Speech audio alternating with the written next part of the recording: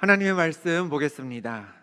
오늘 우리에게 주신 하나님 말씀 신약성경 로마서 1장 1절에서 7절입니다. 신약 239페이지쯤에 있습니다. 로마서 1장 1절에서 7절 말씀입니다. 로마서 1장 1절에서 7절 말씀, 1절은 제가, 2절은 여러분이 한 절씩 교독하겠습니다. 그리고 우리 7절은 같이 읽겠습니다.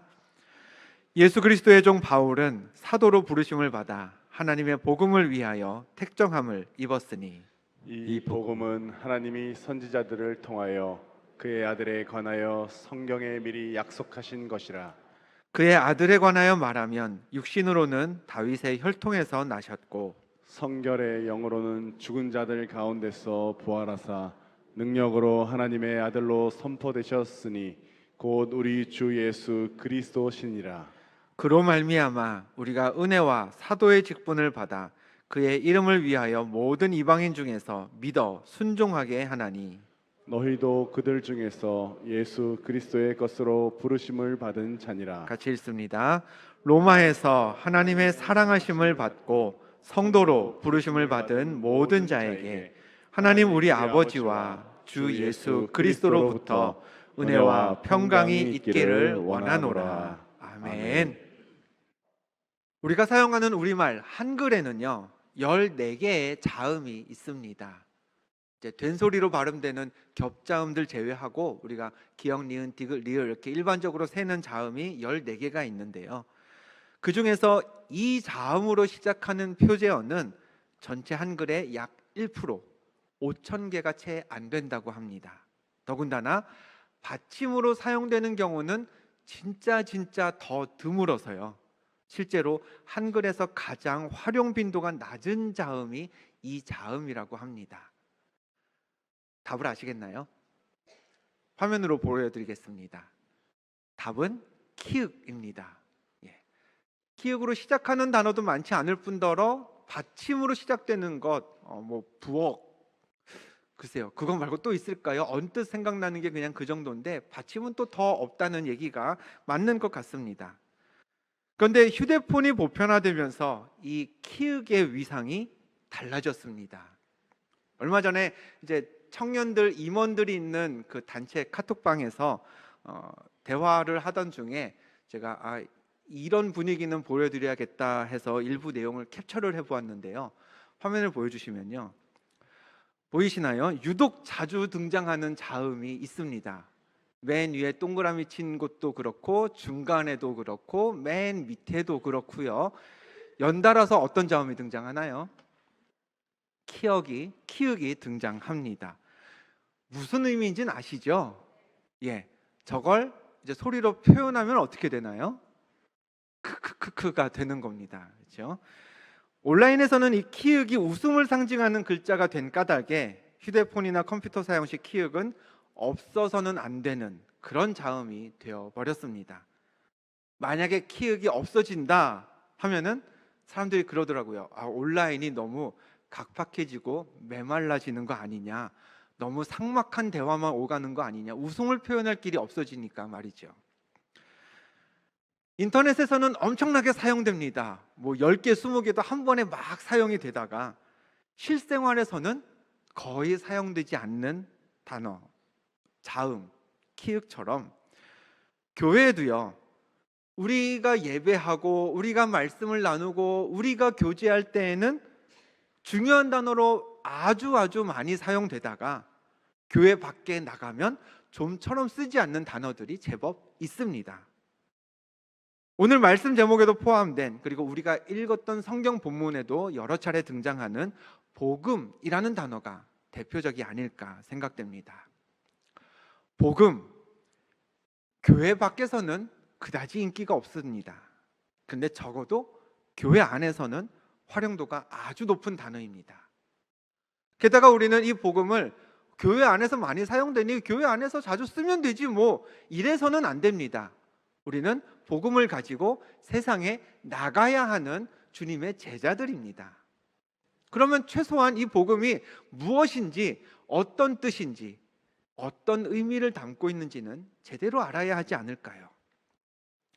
한자로 복음은 복, 복자와 소리 자로 구성되어 있습니다. 글자 그대로 풀이하면 복된 소리라는 뜻이죠. 우리말 사전에서 복음은 두 가지로 표기가 되어 있습니다. 첫 번째, 기쁜 소식이다. 요거는 이제 한자를 거의 그대로 풀이한 해석이죠. 복된 소식, 기쁜 소식이다 라는 이제 풀이가 첫 번째고요. 두 번째, 예수의 가르침 또는 예수에 의한 인간 구원의 길이라는 친절한 설명이 국어 사전에도 우리말 사전에도 들어가 있습니다. 뭐 간결하지만 정확한 설명이지요. 그런데 우리가 복음을 전할 때, 전도할 때 누군가가 복음을 받으세요, 복음을 들으세요 이렇게 얘기했을 때 복음이 뭔데요? 라고 물으면 저 사전의 의미처럼 기쁜 소식이죠, 예수님의 가르침이죠 라고 하면 다들 아 그렇군요 하고 만족스럽게 알아들으실까요? 아닐 겁니다. 성경에 복음이라는 단어는 100회 이상 등장합니다. 주로 신약 성경에 집중되어 있는데요. 그 중에서 오늘 본문은 복음을 가장 잘 설명한 구절이라고 할 수 있습니다. 본문이 시작하는 1절과 2절을 제가 읽어드리겠습니다. 예수 그리스도의 종 바울은 사도로 부르심을 받아 하나님의 복음을 위하여 택정함을 입었으니 이 복음은 하고 말씀이 계속 이어지죠. 본문 로마서는 사도 바울이 로마에 있는 교회 성도들에게 썼던 편지입니다. 성경에는 바울이 쓴 편지가 로마서만 있는 건 아니죠. 로마서 뒤에 나오는 고린도서, 갈라디아서, 에베소서, 빌립보서 등등 바울이 작성한 여러 편지가 신약 성경에 가득 담겨 있습니다. 근데 이런 바울의 편지들을 보면요, 처음 편지를 시작할 때 바울만의 특징이 담겨 있음을 확인할 수 있습니다. 예를 들어서요, 고린도전서를 보겠습니다. 그 첫 부분에 보면 이런 부분들이 있습니다. 이런 표현이 있습니다. 바울과 소스데네는 고린도에 있는 하나님의 교회에게 편지한다 라는 언급이 들어가 있습니다. 갈라디아서를 볼까요?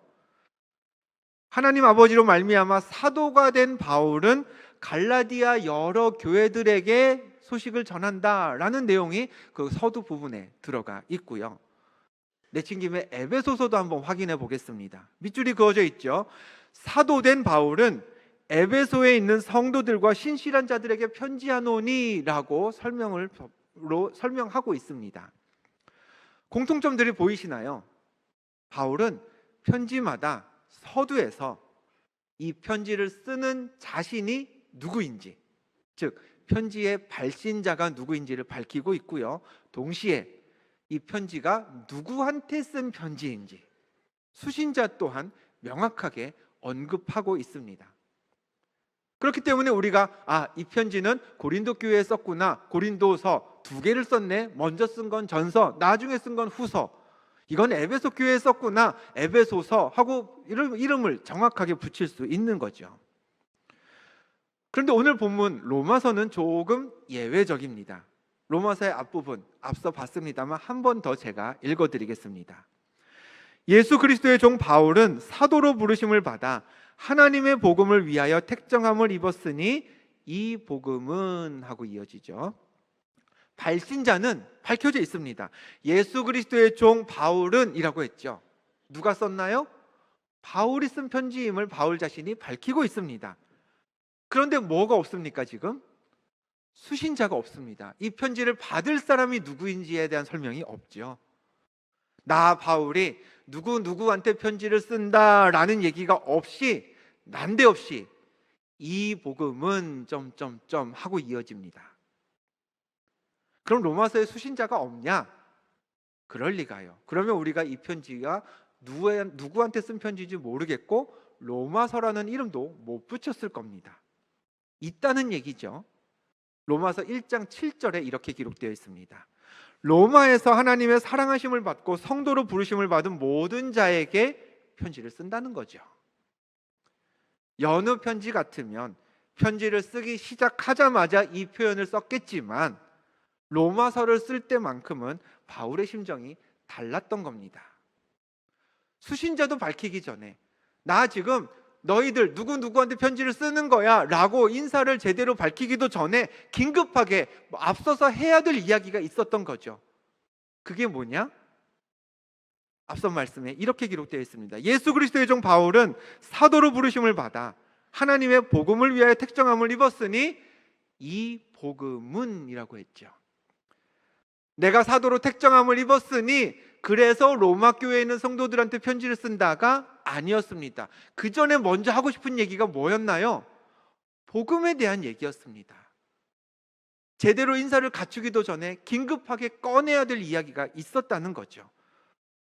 바울은 자신이 사도로 택정함을 받았던 그 이유, 즉 복음을 설명하고 싶은 마음이 간절했던 겁니다.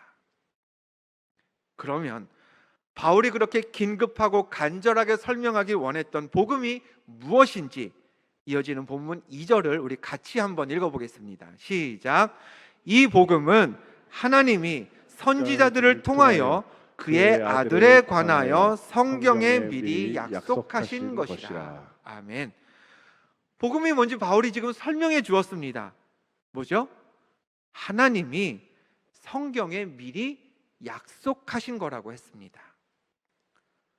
성경에는요, 하나님의 약속이 굉장히 많습니다.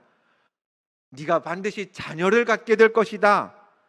내 명령한 대로 나가서 지금 싸우면 너희가 반드시 승리할 것이다.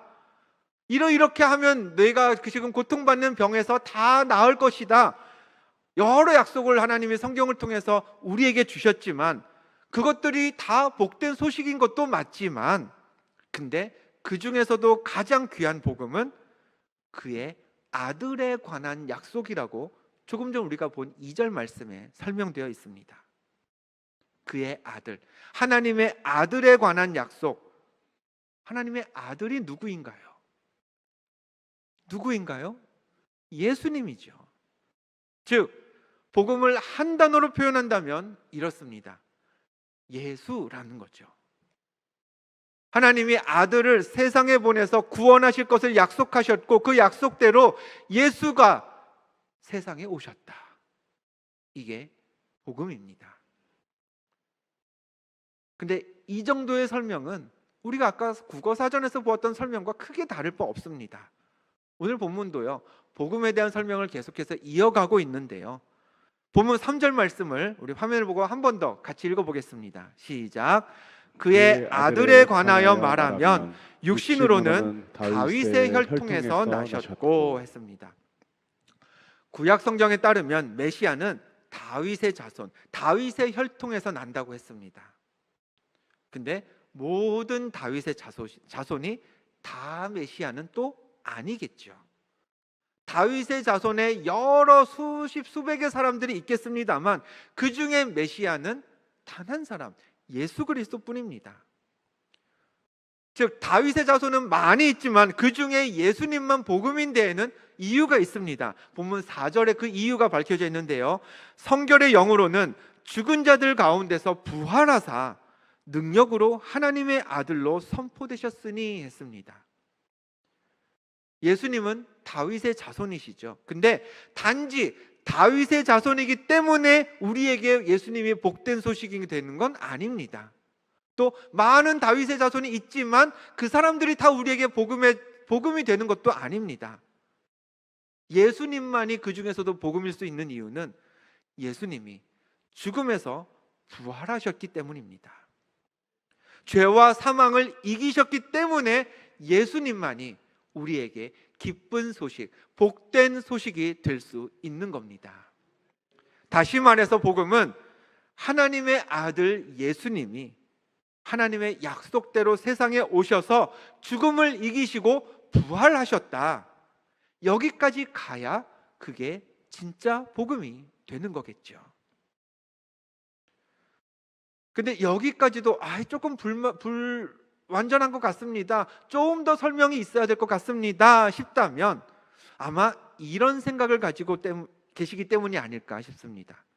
그렇죠, 예수님은 부활하셨죠. 그건 기쁘고 좋은 일이죠. 근데 그게 나랑 무슨 상관입니까, 목사님? 나랑 무슨 유익이 있어야, 나한테 좋은 게 있어야 그게 우리에게 복된 소식이 되는 거 아닙니까? 맞죠? 복음이 우리에게 정말 기쁜 소식, 복된 소식이 되려면요, 우리에게 뭔가 선한 영향력을 주던가 굉장히 좋은 유익을 가지고 와야 합니다. 그러면 복음이 우리와 무슨 상관이 있는지를 계속 본문에서 한번 찾아보겠습니다. 5절 말씀 화면에 제시되어 있습니다. 같이 읽어봅니다. 그로 말미암아 우리가 은혜와 사도의 직분을 받아 그의 이름을 위하여 모든 이방인 중에서 믿어 순종하게 하나니 했습니다. 이 자막을 조금 더 띄워주시길 바랍니다. 5절 말씀을 보여주시면요, 처음에 그로 말미암아라고 했습니다. 부활하신 예수님으로 말미암아 요런 일들이 생긴다는 거죠.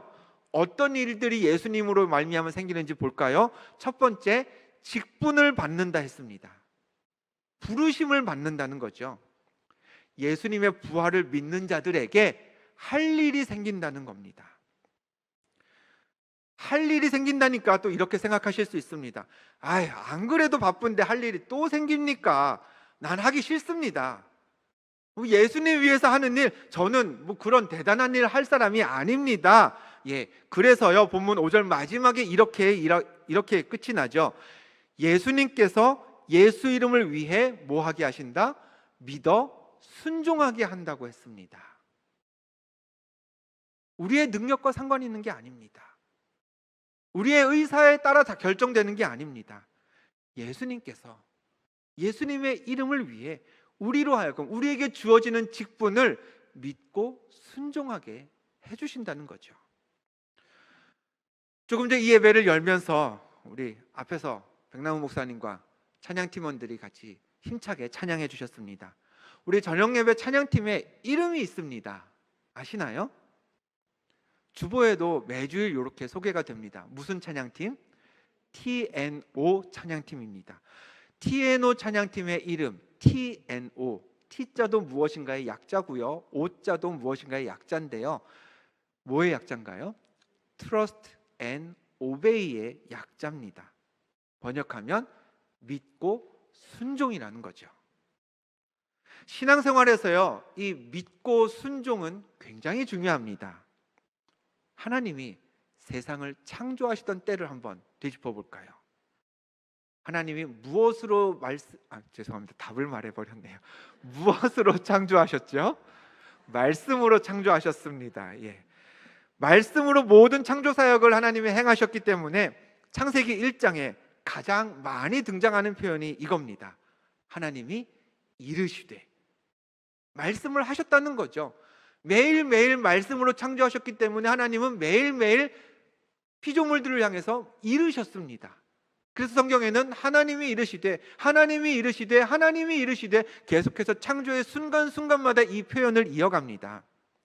그러면 하나님이 이르셨으면 그 다음은 어떻게 되었을까요? 말씀하신 것들이 다 이루어졌습니다. 그래서 덩달아 창세기 1장에는 이 표현이 많이 등장하는데요, 그대로 되니라라는 겁니다. 확인해 볼까요? 창세기 1장 9절 말씀입니다. 하나님이 이르시되 천하의 물이 한 곳으로 모이고 묻이 드러나라 하시니 그대로 되니라. 창세기 1장에는 이런 표현이 계속 반복이 됩니다. 하나님이 말씀하시면 그게 무엇이든 그대로 되었습니다. 이처럼 하나님이 말씀하시면 그대로 되는 게 창조 때부터 시작된 하나님의 섭리였는데요, 그와 같은 하나님의 섭리를 계속해서 이루려면 피조물인 우리가 해야 할 일이 있죠. 하나님이 말씀하시면 그 말씀을 믿고 그 말씀에 순종하는 겁니다. 그래야 우리를 통해서 하나님의 말씀이 그대로 되지 않겠습니까? 복음도 마찬가지입니다. 죄와 죽음을 이기신 부활 예수라는 그 복된 소식이 우리에게 정말 복음이 되기 위해서는요, 예수님의 부활을 믿고 부활하신 예수님이 우리를 부르실 때 그 부르심을 믿고 순종해야 하는 겁니다. 믿고 순종하는 하나님 자녀들을 향해서 바울은 이렇게 선포하고 있습니다. 7절 말씀을 봅니다. 로마에서 하나님의 사랑하심을 받고 성도로 부르심을 받은 모든 자에게 하나님 우리 아버지와 주 예수 그리스도로부터 은혜와 평강이 있기를 원하노라. 은혜와 평강이 있었으면 좋겠다. 너희들이 그냥 신앙생활하는 게 아니라 은혜를 받고 평강을 누리면서 예수를 믿었으면 좋겠다. 바울의 이 말은요, 그냥 인사치레가 아니었습니다. 바울이 쓴 또 다른 편지 빌립보 교회에 보낸 그 빌립보서를 보면요, 이런 표현이 있습니다. 너희는 내게 배우고 받고 듣고 본 바를 행하라. 그리하면 평강의 하나님이 너희와 함께 계시리라. 하나님을 가리켜서 평강 주시는 하나님, 평강의 하나님이라고 했습니다. 근데 그 평강의 하나님을 경험하려면 우리가 해야 될 게 있습니다. 어떻게 해야 되는 거죠? 바울에게 배우고 받고 듣고 본 바를 뭐 하라? 행하라고 했습니다. 곧 바울은 우리에게 평강의 하나님을 누리려면 나처럼 행동하라라고 가르친 거죠. 바울이 뭘 했는데요? 뭘 했길래 우리가 그렇게 하면 되겠습니까? 처음에 우리가 본 말씀에 바울이 뭘 했는지가 기록되어 있습니다. 예수 그리스도의 종 바울은 사도로 부르심을 받아 하나님의 복음을 위하여 택정함을 입었다 했습니다. 바울은요, 하나님이 사도로 부르셨을 때 그 부르심에 믿고 순종했습니다. 부르심에 순종하면 힘들 줄 알았죠. 고생일 줄 알았습니다. 자기 같은 사람은 평생 예수님을 부인하고 예수님 믿는 사람을 잡아 죽이던 사람은 그 일에 못 나설 줄 알았습니다. 그렇게 쓰임받을 줄은 몰랐던 거죠. 힘도 들었고 고생도 했고 내가 어떻게 그 일을 할 수 있을까 염려도 되었지만, 그런데 그 부르심에 내가 믿고 순종해 보니 생각지도 못했던 은혜와 평강이 더 크더라는 겁니다. 그래서 복음을 믿고 순종했던 바울이 로마 교회 성도들을 향해서 했던 최종적인 권면이 이것이었던 거죠. 7절에 있던 말씀. 너희도 나처럼 부르심을 믿고 순종해라. 그래서 은혜와 평강을 누렸으면 좋겠다. 성경에 많은 사람들이 예수님을 만났습니다. 혈루증에 걸렸던 여인이 있었죠. 길 가던 예수님의 옷을 만지고 병에서 나았습니다. 회당장 야이로라는 사람은 죽은 딸이 살아나는 기적을 눈앞에서 목격했습니다. 예수님을 부인했던 베드로, 제자로서 실패했었죠. 3번이나 스승인 예수님을 부인했습니다. 그런데 예수님은 그를 찾아가서 다시 제자로 부르셨습니다. 평생 걷지 못했으나 예루살렘 성 미문 앞에서 예수 이름으로 명하노니 일어나 걸으라 라는 그 한마디에 일어나서 뛰었던 사람도 있었습니다. 저마다 예수님을 만났던 방법은 달랐죠. 회복되는 방법도 달랐습니다. 그런데 공통점이 있습니다. 예수님을 만난 후에 죽음을 이기고 부활하신 그 예수 그리스도를 복음으로서 받아들인 후에 그 이름의 능력을 경험한 후에 모두가 은혜와 평강을 누렸다는 점입니다. 예수님이 곧 복음이십니다. 다시 부활하신 예수님이 우리에게 복음이 되십니다. 부활 예수를 믿는 자를 하나님이 부르셨음을 믿고 그 부르심에 순종하면 우리에게 은혜와 평강이 임하는 줄 믿습니다.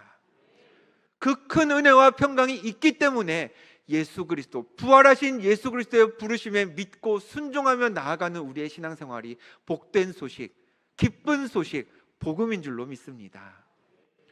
오늘 본문 7절 말씀을 다시 한번 읽어보겠습니다. 시작. 로마에서 하나님의 사랑하심을 받고 성도로 부르심을 받은 모든 자에게 하나님 우리 아버지와 주 예수 그리스도로부터 은혜와 평강이 있기를 원하노라. 아멘. 말씀을 조금 바꾸었습니다. 우리 바꾸어진 말씀을 다시 한번 읽어보겠습니다. 시작. 기둥교회에서 하나님의 사랑하심을 받고 성도로 부르심을 받은 나에게 하나님 우리 아버지와 주 예수 그리스도로부터 은혜와 평강이 있기를 원하노라. 아멘. 아멘. 그 은혜와 평강이 여러분 삶에 가득하기를 주님의 이름으로 축원합니다.